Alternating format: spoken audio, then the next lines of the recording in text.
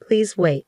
Don't abandon me here, I pleaded, a desperation in my voice echoing through the desolate mountainside. My husband's response was chillingly indifferent. Return when your leg has mended, he retorted coolly before turning his back on me, leaving me stranded amidst the rugged wilderness. Frantically, I cried out once more, a futile attempt to halt his departure, but his smirk and fleeting glance were all the acknowledgement I received before he vanished into the distance. Left alone, panic enveloped me as I realized the extent of my predicament. With no means of communication and my legs immobilized by plaster casts, I was utterly helpless. Reaching out futilely towards his retreating form, I watched in dismay as he disappeared from sight. The reality sank in. My husband had callously deserted me in this unforgiving terrain. Helplessly sprawled on the ground, I could only watch as he drove away, leaving me to confront my fears alone. My name is Jennifer, a 35-year-old office worker. In my small family unit resides my husband, Robert, a man 3 years my senior, who also toils away in an office setting. Our marriage has reached its 3rd year, yet the pitter-patter of little feet has yet to grace our home. In the realm of domestic duties, Robert adheres strictly to traditional gender roles, leaving the lion's share of household chores squarely on my shoulders. Not only does he shirk any involvement in domestic tasks, but he also exhibits a penchant for demanding my assistance with mundane requests, such as fetching the remote or preparing his tea, even when said items lie within arm's reach. In my initial attempts to rectify this imbalance, I reminded him of my own workload and implored him to lend a hand. His response, steeped in patriarchal entitlement, echoed through our home. I am the primary breadwinner. It is your duty to attend to such matters. Repeated entreaties for his cooperation were met with disdain, as Robert dismissed my appeals as mere nagging, punctuating his disapproval with ostentatious displays of frustration.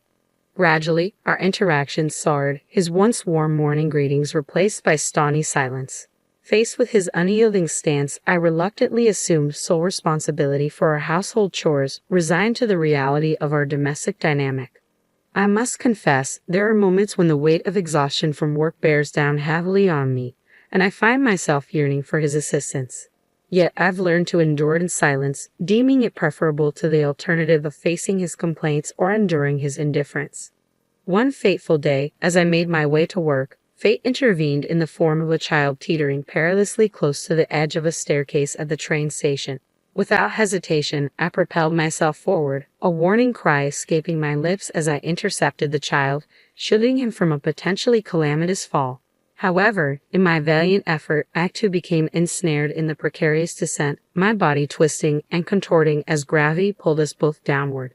Amidst the chaotic whirlwind of motion, a sickening snap reverberated through the air, accompanied by searing agony that eclipsed any pain I had ever known. When the dizzying tumult finally subsided, I found myself cradling the stunned child in my arms, relief flooding through me as I assessed his unharmed form. Yet my own attempts to rise were thwarted by the excruciating protests of my limbs. Summoning the aid of station personnel, I implored them to summon an ambulance as I grappled with the throbbing anguish radiating from my broken leg. Transported to the hospital, I reached out to Robert, recounting the harrowing ordeal and beseeching him to join me. Forgive the inconvenience. It seems I've managed to get myself into quite the predicament, I murmured apologetically over the phone. Don't concern yourself with apologies. Let's focus on getting you home safely, came Robert's earnest response, his genuine worry providing a flicker of comfort amidst the chaos. What a thoughtful husband you have, remarked the nurse, her words dripping with admiration as she glanced at Robert. With a smug grin, he replied, "Oh, I always lend a hand around the house," a boastful claim that left me incredulous.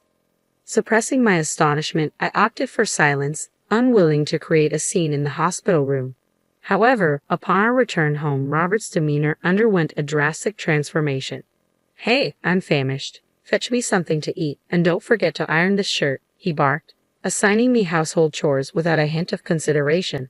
Confined to a wheelchair, I bristled at his demands, unable to comply with his requests. "What? Can't you see my predicament?" I protested, frustration lacing my words. "You promised to take care of things while I was hospitalized." Taken aback by my reproach, Robert's retort was swift and cutting. "I only said that because you were in the hospital," he snapped, his tone laced with derision. "Just get it done. And let's be realistic here, you couldn't have possibly saved that kid. You're too clumsy, too slow. It became increasingly apparent that Robert harbored doubts about the veracity of my words. How can you say something so cruel? I countered, my voice tinged with hurt and disbelief. Unmoved, Robert's concern veered swiftly towards financial matters. Does it really matter? He retorted callously. Are you taking time off work? What about your salary? His words cut deep, emphasizing his prioritization of money over my well-being. Though I knew I would receive some form of compensation from my job during my absence, it would pale in comparison to my regular earnings. You can't contribute to household chores or bring in a salary. You're utterly useless. His criticism stung, leaving me speechless and reeling from the unexpected onslaught. As I struggled to process his harsh words, Robert sank into the sofa with a disgruntled sigh, his discontent palpable. Why did I ever marry you? He muttered bitterly, his tone dripping with disdain. Bewildered by his hostility, I sought to defend myself. I didn't choose to be in this condition, I protested weakly. Enough with your excuses. Robert's retort was sharp and unforgiving. If you have the energy to complain, then start pulling your weight around here. Surely you're capable of that much. His words struck a raw nerve, plunging me into a suffocating sense of despair. Unable to bear his callousness any longer, I found myself blurting out, "That's it. If this is how it's going to be, I'm going back to my parents' house." Robert appeared more than willing to accommodate my decision. "All right then, I'll take you there," he chirped, reaching for the car keys. With minimal preparation, I gathered only the essentials into a bag, relying on my crutches to navigate. However, Robert's assistance was conspicuously absent as I struggled to make my way to the car. "Come on, what's taking so long? Hurry up and get in," he grumbled impatiently, tossing my bag into the car with careless disregard. Irritation oozed from every pore as he settled into the driver's seat, clearly perturbed by the inconvenience. The journey to my parents' home, nestled amidst the mountains, stretched before us, a daunting 2-hour drive. Despite my misgivings about Robert's sudden willingness to accompany me, I had little choice but to rely on his assistance for the time being. As the city lights faded into the rearview mirror, Robert's sour disposition remained unchanged, his irritation palpable with every click of the tongue at each red light we encountered. Lost in contemplation, I resigned myself to pondering my options once I reached the safety of my parents' embrace. However, my reverie was shattered when the car abruptly halted. "What's happening? Did we run out of gas?" I queried, turning to Robert in confusion, only to be met with a venomous command. "Get out of the car here." Perplexed, I protested. "Here? Why? I can't be left stranded in the middle of nowhere." "Shut up. Don't come back until you're able to walk again." His words cut through the air like a whip, leaving me speechless and abandoned in the desolate expanse of the mountain road. Never in my wildest dreams had I envisioned such a nightmare scenario. Despite my frantic attempts to cling to the seatbelt and door, Robert callously ejected me from the car with a forceful shove. My pleas fell on deaf ears as he callously smirked, re-entered the vehicle, and sped off, leaving me stranded on the roadside. Paralyzed by shock and disbelief, I could do naught but cry out in desperation as Robert's car vanished into the distance, taking with it my belongings and any means of communication. Night was fast approaching, casting an ominous shadow over the desolate surroundings. With each passing moment, my sense of helplessness deepened, uncertainty gnawing at my core. Although I had informed my parents of my impending return, the prospect of their rescue felt increasingly remote. Left to my own devices, I resolved to crawl towards civilization, each agonizing inch a testament to my determination to survive. Yet, as exhaustion threatened to engulf me, a glimmer of hope emerged in the form of approaching footsteps. A figure clad in jogging attire materialized before me, a beacon of salvation amidst the encroaching darkness. My desperate cries for help caught the attention of the approaching woman, who quickened her pace and hurried over to my side. "What happened? Why are you alone here, and what's with the state of your clothes?" she inquired, her concern evident as she took in the sight of my disheveled appearance and the dirt streak cast encasing my leg. Tears welled in my eyes as I recounted the events that had led to my predicament. Moved by my plight, the woman, whose name I would later learn was Patricia, wasted no time in offering assistance. "My home is nearby. I'll fetch my car. Just wait here," she reassured me, dragging her windbreaker over my shoulders before hastening off. Gratitude overwhelmed me as I huddled beneath the shelter of her jacket, fervently praying for her swift return. True to her word, Patricia was soon back, her car idling nearby as she extended a helping hand. "Let's get you to the hospital first, then we can figure out where you live," she suggested, her kindness a balm to my wounded spirit. Moved by her selflessness, I suggested we make a detour to my parents' home, fearing their worry for my well-being. Patricia readily agreed, her empathy a soothing presence as we embarked on the journey together. With each passing moment, our conversation deepened, bonding over shared indignation towards the cruelty I had endured at the hands of my husband, Robert. Before I knew it, we had arrived at my parents' doorstep, Patricia's comforting presence a beacon of hope amidst the turmoil. "Thank you so much for your kindness. Please come inside. Let me properly express my gratitude," I urged Patricia, extending an invitation into my home. Initially, she demurred, citing work commitments for the following day. However, recognizing my inability to navigate on my own, she graciously assisted me to the entrance. As we reached the threshold, my mother emerged, her expression a mix of concern and relief. Profusely thanking Patricia, she eventually persuaded her to step inside. Once within, my parents and I showered Patricia with gratitude, overwhelmed by her selfless act of compassion. Seated amidst the warmth of my family's embrace, I recounted the events that had led me back to their doorstep and Patricia's invaluable assistance. "What a despicable man. You should divorce him immediately," my father fumed, his anger palpable. "You need to rest," my mother interjected, her worry etched across her features. But I had a task at hand. "I need to call Robert," I declared, determination driving my actions. With my parents by my side, I reached for the home phone, steeling myself for the conversation that lay ahead. "You're home already. Come back as soon as you're healed. Who will take care of the house without you?"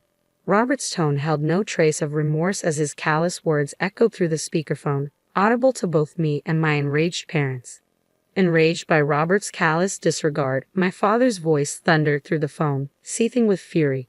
"What nonsense is he spouting? He's got some nerve," he bellowed, his anger palpable even from a distance. Beside him, my mother's expression hardened, her disapproval evident. Despite the heated confrontation, Robert remained obstinate, his demands for my return to household duties unabated. The finality in my decision reverberated through the line as I declared, "It's over. Let's get a divorce." A heavy silence followed, punctuated only by Robert's resigned sigh. "Why does it have to come to this?" he lamented, shifting the blame onto me with practiced ease. Exhausted by the emotional turmoil, I terminated the call with a weary sigh, the weight of my decision hanging heavily in the air. In the aftermath, it took considerable effort to soothe my parents' frayed nerves, their anger simmering beneath the surface. The following day, the incessant ringing of the house phone filled the air, a silent testament to the unresolved turmoil brewing between Robert and me. Though the caller remained unknown, I couldn't shake the feeling that it was Robert, unwilling to accept the finality of our decision. The incessant ringing of the phone persisted, each call a jarring intrusion into my solitude. Despite my initial reluctance, a nagging suspicion crept in. Perhaps it wasn't Robert after all, given the timing during his work hours. Yielding to curiosity, I answered, only to be met with Robert's frantic voice on the other end. "Finally, why were you ignoring my calls? I need your help. I'm on the verge of being fired." Robert's words spilled out in a desperate torrent, his distress palpable even through the receiver. His plea fell on deaf ears as I coolly retorted, "And what exactly do you expect me to do about it? Your job is your responsibility, not mine," before disconnecting the call with a decisive click. "If he's facing the consequences of his actions, it's well deserved," I mused bitterly, refusing to entertain any further involvement in Robert's affairs. However, a startling revelation soon emerged. Patricia, the woman who had come to my aid, was Robert's mistress. As she listened to my tale during our encounter, a sense of familiarity began to dawn upon her. Her suspicions were confirmed when she overheard Robert's voice during my divorce call. Upon seeing his picture, her world shattered, her anguish mirroring my own shock and betrayal. Blindsided by Robert's infidelity, I seethed with resentment at being deceived and neglected. Yet, it was Patricia's fury that truly ignited a storm within me, her righteous anger far surpassing my own expectations. Together, we navigated the turbulent waters of betrayal, united in our shared sense of betrayal and indignation. As Patricia recounted, she first crossed paths with Robert in her workplace, a subsidiary of his company. Their initial interaction occurred during one of Robert's business visits, sparking the connection that quickly evolved into frequent rendezvous. Robert, keen to escalate their relationship beyond professional boundaries, disclosed his purported divorce history, a narrative reinforced by rumors circulating among their colleagues. Enticed by his seemingly genuine demeanor, Patricia succumbed to Robert's overtures, nurturing dreams of a future together based on his promises of marriage. Little did she know, behind his facade of sincerity lurked a deceitful man who not only concealed his marital status but callously abandoned his injured wife in the wilderness. Consumed by a potent blend of regret and fury at being duped by such a man, Patricia's visage twisted into a chillingly sinister smile. Determined to exact revenge for her betrayal, she orchestrated Robert's downfall, leveraging her connections to ensure his dismissal from his position. Following my decisive dismissal of Robert's pleas, Patricia reached out to relay the consequences of his actions. He's facing the repercussions now. My uncle, infuriated by his behavior, has terminated his employment, she revealed, her voice tinged with satisfaction at the fulfillment of her vengeance. The uncle Patricia referred to happened to be the president of Robert's company. As it turned out, Patricia and the president shared a familial bond. She was his niece. Patricia, grappling with health issues that restricted her ability to work extended hours, secured a part-time position at her uncle's subsidiary, conveniently located near her residence. During our conversation, Patricia revealed that she had been jogging in the mountains that day, a cost-effective alternative to gym memberships aimed at bolstering her physical strength. Interestingly, the CEO, who lacked children of his own, showered Patricia with affection and support, given their familial ties. However, Patricia had deliberately concealed this relationship from Robert, fearing potential complications due to their distinct surnames and disparate workplaces. It's best to stay cautious, Patricia cautioned, her tone tinged with concern. My uncle mentioned Robert making inappropriate remarks. I wouldn't be surprised if he attempts to visit you again. As Patricia had ominously predicted, Robert materialized at my parents' doorstep that very night, his persistent knocks echoing loudly through the stillness of the evening. His voice, strained with anger, reverberated through the door as he unleashed a barrage of accusations. You're responsible for getting me fired. You need to come with me and explain everything to the boss and apologize. Robert's tirade was fueled by his belief that my alleged collusion with Patricia had led to his termination. In his skewed version of events, I had embellished details of his affair to Patricia, thereby triggering a misunderstanding with the boss. As the gravity of the situation dawned on me, I realized the true meaning behind Patricia's cryptic warning of Robert's inappropriate behavior. However, before I could formulate a response, my father, unaware of the brewing storm, had already swung open the front door, unwittingly inviting Robert's wrath into our home. Enough with your excuses. How dare you demand an apology from my daughter after betraying her trust? You got what was coming to you. Now, get out. My father's voice thundered with righteous indignation as he forcefully ejected Robert from our doorstep, slamming the door shut and locking it behind him. Yet the commotion outside persisted, Robert's pleas for forgiveness echoing through the walls. Taking a deep breath, I addressed Robert through the intercom, determined to set the record straight. Let me make something abundantly clear since you still seem oblivious. You believe you were fired for merely laying hands on the boss's niece. You're sorely mistaken. The boss thoroughly explained the situation from start to finish. From the CEO's standpoint, this wasn't just a run-of-the-mill affair. It was viewed as a parent company exploiting a subsidiary employee into an extramarital relationship. Your status as a part-time employee placed you in a vulnerable position, and your actions were deemed unacceptable. I continued, my tone unwavering. The CEO admonished you countless times, yet you remained fixated on the affair. Understand this, it wasn't merely about whom you were involved with this time. It was about the gross misconduct of a parent company exploiting its subsidiary. Regardless of the other party's identity, such behavior would warrant dismissal. If you can't grasp how ludicrous your claims are, you're deluding yourself. If you don't want to add arrest to your list of woes, leave now. And as for the divorce, be prepared to face legal consequences. I declared firmly, cutting through Robert's protests with unwavering resolve. Only then did a stunned silence descend upon the scene. With Robert's departure, tranquility settled once more over my parents' home. In the aftermath, I wasted no time in seeking legal recourse. Consulting with Patricia, we devised a plan to hold Robert accountable for his actions. I initiated divorce proceedings, determined to sever all ties with him. Additionally, Patricia and I jointly pursued legal action against Robert, seeking damages for the pain and suffering inflicted upon us. I sued Robert for the emotional anguish of betrayal and deception, while Patricia sought recompense for the emotional toll of being missold into a relationship under false pretenses. Together, we resolved to ensure that Robert faced the full consequences of his deceitful actions. After Robert's dismissal, he found himself in dire financial straits without any severance pay to fall back on. Desperate for assistance, he turned to his parents for help. However, his plea for financial aid fell on deaf ears when they learned of my decision to divorce him. Incensed by his actions, they refused to offer any support. Left with no other options, Robert's parents reluctantly arranged for him to secure employment at a company they were acquainted with.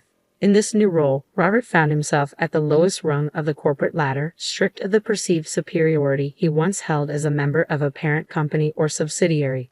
His presence was a constant reminder of his transgressions, and he was subjected to menial tasks and disdainful glances on a daily basis. Despite Robert's humiliating circumstances, neither Patricia nor I harbored any sympathy for him. Our sole concern was ensuring that he met his financial obligations, particularly in terms of alimony. We remained indifferent to his treatment and the source of his income, focused solely on securing the compensation we rightfully deserved. With time, my fractured relationship with Robert healed, and I found solace in the company of Patricia's friends. Together, we pursued legal action, resulting in a favorable outcome that provided us with a substantial sum in damages. Buoyed by this success, we began making plans for a well-deserved trip, eager to leave the past behind us and embrace a brighter future.